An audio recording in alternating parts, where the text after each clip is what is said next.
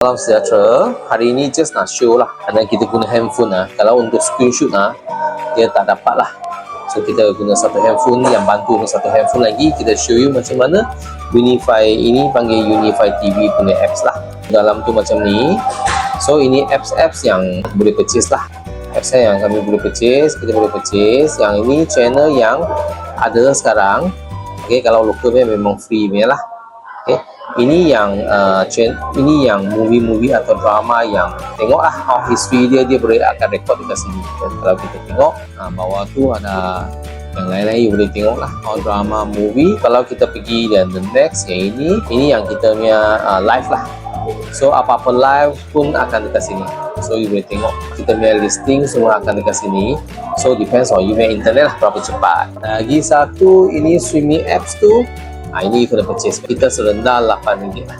Kalau you boleh tengok. Okay.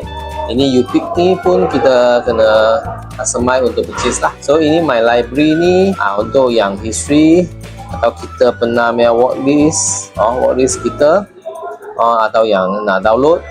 Okay. Tapi tak pernah download lagi lah. Okay. So ini semua ni you orang boleh tengok. Okay. So yang ini sekarang main yang Jackie Chan yang movie. Yang bukan terbaru lah, yang lama sikit. Okay. So kita pergi home balik. Okay. So kalau untuk RM8 memang dia main movie lah. Kita boleh pergi tengok sini lagi. Okay, paling penting yang ini kita boleh tengok kita main account detail dekat sini. So kalau you orang nak pair TV mesti install Unify TV 2.0 juga. Pairing TV, pair dekat sini. Sini you boleh pairkan. So TV mesti install itu QR code. TV mesti install itu mesti install itu Unify Apps 2.0 juga. So you boleh scan dan boleh pair lah. Ya, itu saja untuk sharekan sedikit lah untuk yang dikatakan Unify TV 2.0 ni. Okay, so enjoy and hopefully you orang boleh guna dengan lebih mudah. Apa-apa boleh PM kami.